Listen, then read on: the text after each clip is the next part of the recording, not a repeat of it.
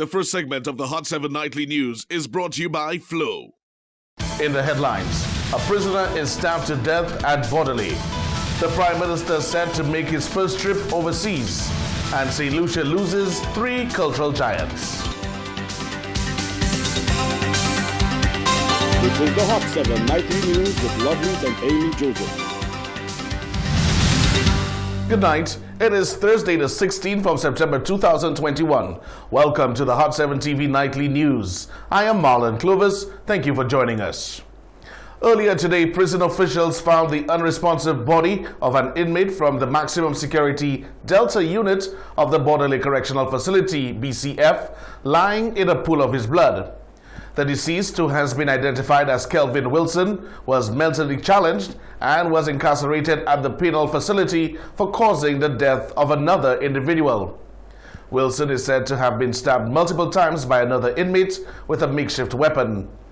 According to reports, the Delta unit has been the scene of a lot of gang activity involving inmates belonging to different gangs, and that Thursday's incident was the latest in several that have occurred in the past few weeks.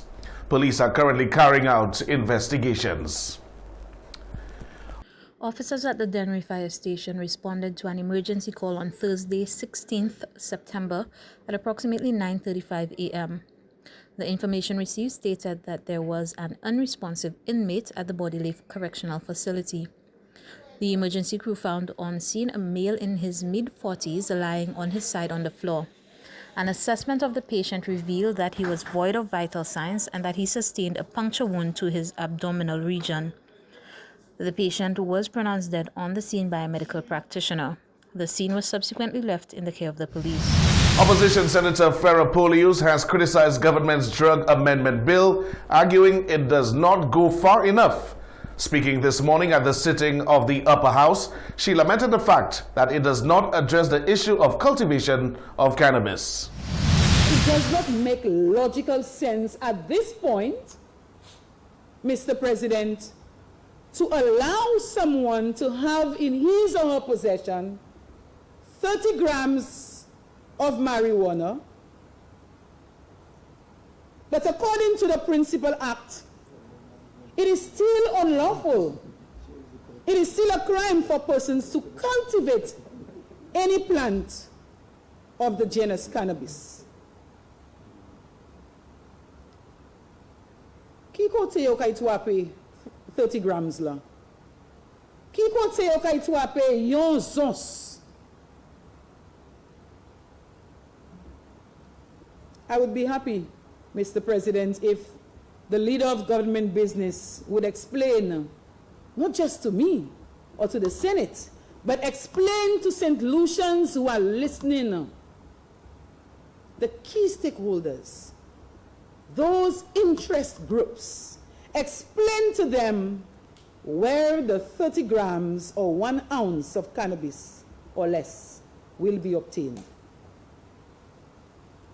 Mr. President, I suggest that this government takes a closer look at the recommendation made by the National Cannabis Commission on page 103 of the report that clusters minimum age, personal possession quantity, and home cultivation restrictions. These 3 come together.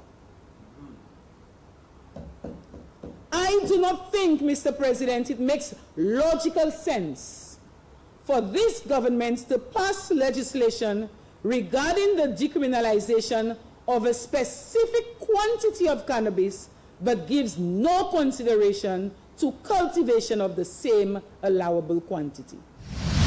Minister of Health Honorable Mozi Jean-Baptiste told Parliament yesterday that government has allocated funds to increase personnel and enhance the equipment at our hospitals.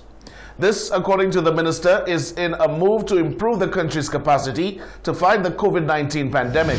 The system of monitoring, from testing to results, to home monitoring of positive cases, to the transfer to the Victoria Hospital if necessary, need to be streamlined. And our professionals are meeting today, this afternoon, to strengthen and tighten that system. 4. Community testing and vaccinations will receive a boost with the purchase of a new vehicle thanks to the Minister for Finance and Prime Minister. For this purpose, with staffing, the vehicle will complement another vehicle which is being repaired for the purpose of having a permanent mobile unit for the vaccination and testing around the communities in St. Lucia. We are trying, Mr. Speaker, to limit the movement of suspected cases, that is, from traveling from their homes through our transportation system to the hospital to be tested. And sometimes they do not get the tests and have to return on the very bus back to their homes. We are trying our best to take the test, possibly even to the homes of suspected cases. Prime Minister of St. Lucia, Honorable Philip J. Pierre, is scheduled to attend the 6th Summit of Heads of State and Government of the Community of Latin American and Caribbean States on Saturday, September 18, 2021 in Mexico City. Among the objectives of the meeting will be to consolidate the regional anti-COVID-19 pandemic coalition formed in January 2020. The meeting will also focus on health self-sufficiency, economic recovery, and international cooperation. Honorable Pierre is scheduled to leave St. Lucia on Thursday, September 16th and return on Monday, September 20th. In his absence, Honorable Dr. Ernest Hilaire will be appointed as Acting Prime Minister of St. Lucia. You're watching the Hot 7 TV Nightly News. Still to come, National Students' Council condemns online hacking.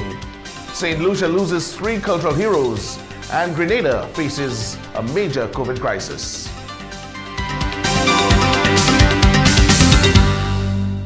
The first segment of the Hot 7 Nightly News was brought to you by Flow.